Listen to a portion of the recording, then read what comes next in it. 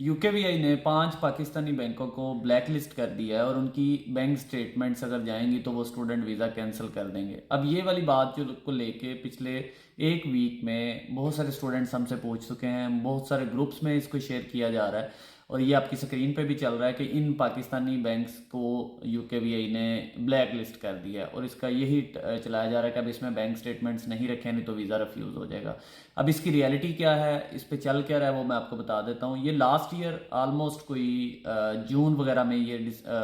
एक advisory issue हुई थी, एक ब्रीफ इशू हुआ था जिसमें मुख्तलिफ study visa, skilled work visa, visit visa, इसके फैक्ट्स दिए गए थे एक आउटसोर्स कंपनी की तरफ से, यूके की, जो यूकेवीआई में आउटसोर्स सर्विसेज कंपनीज देती हैं और उसमें वो बताते हैं कि क्या फैक्ट्स एंड फिगर है, कितने लोगों ने अप्लाई किया, कितने लोगों ने इसमें से रिफ्यूज़ हुए, ग्रांट रेशो क्या रही, किस एक कंट्री या किस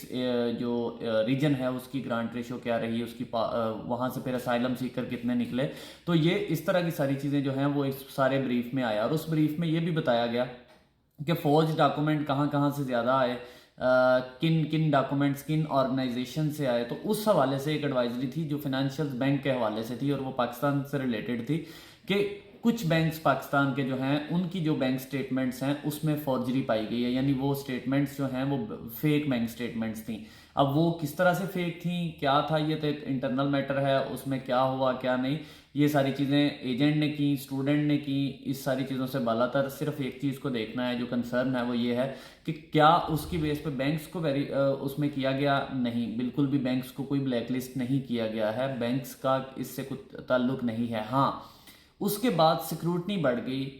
वेरिफिकेशन ये पहले भी बैंक की लाजमी करते थे, पहले ब्रांच ऑफिस से करते थे, अब इन्होंने इसको मैकेनिज्म को थोड़ा और स्ट्रॉन्ग किया और इसको हेड ऑफिस लेवल पे ले गए। यानी अब बैंक से बैंक वेरिफिकेशन नॉर्मली 99% केसेस में हेड ऑफिस से होती है, जिस भी ब्रांच का हो। यानी फॉर एग्जांपल एक यूबीएल है, उसकी गुजरांवाला ब्रांच है, तो उसकी जो वेरिफिकेशन है, इसके जो हेड ऑफिस चाहे वो कराची में है, इस्लामाबाद में है, लाहौर में भी है, जहाँ पे भी है, और वहाँ पे एक फिक्स वेरिफिकेशन यूनिट है जो सिक्रेसी जैसे ब्रांच होती है, सीक्रेट ब्रांच होती है, वहाँ से वो इसको वेरीफाई करते हैं और नॉर्मली डिस्क्लोज नहीं होता। पहले ये क्या था कि ये रेलिवेंट जिस ब्रांच से इशू हुई है, जैसे गुजरांवाला की एक मेन जीटी रोड ब्रांच से इशू हुई है, उसी ब्रांच में वेरिफिकेशन ईमेल आती थी और वहाँ से ब्रांच मैनेजर उसको वेरीफाई करता था।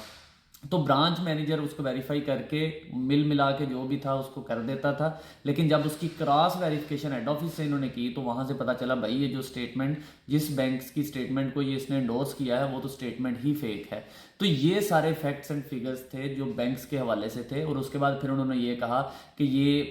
एमसीबी बैंक, ये allied bank, national bank, UBL bank,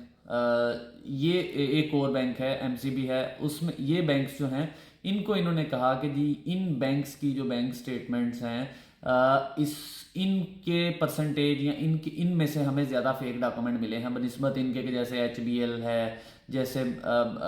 सुनहरी बैंक है, और बाकी जितने भी बैंक हैं, बैंक अल फलाह है, जितने भी बैंक्स और हैं उनकी भी कुछ ना कहीं इन्वॉल्वमेंट रही होगी, लेकिन ज़्यादा परसेंटेज इन 5 बैंक्स की थी। तो इस वजह से इसका नाम एक मीडिया में आ गया। अब ये न्यूज़ लास्ट ईयर के बाद अब दोबारा आजकल फिर सर्कुलेट कर रही है, तो स्टूडेंट्स परेशान हैं कि हम इसकी बेस पे इन बैंक्स में पैसे रखें ना रखें, क्या करें क्या ना करें। अगर आपके पैसे जेन्युइन हैं, आपने प्रॉपर वे में उसको बनवाया है, आपकी प्रॉपर चीज़ें हैं, सारी चीज़ें, तो आप किसी भी बैंक में रख सकते हैं। आप जितने भी सारे बड़े कमर्शियल बैंक्स हैं इन सब की बैंक स्टेटमेंट्स यूकेवीआई एक्सेप्ट कर रहा है। यूकेवीआई की ऑफिशियल वेबसाइट पे इस हवाले से कोई किसी किस्म की कोई कदगन नहीं है, कोई किसी किस्म का कोई बार नहीं है कि जी आप इस बैंक में रखें और इसमें ना रखें। हाँ, कुछ छोटे बैंक्स हैं जो माइक्रो फाइनेंस वगैरह बैंक हैं, उनमें हमेशा हम रिकमेंड करते हैं कि उसमें ना रखें।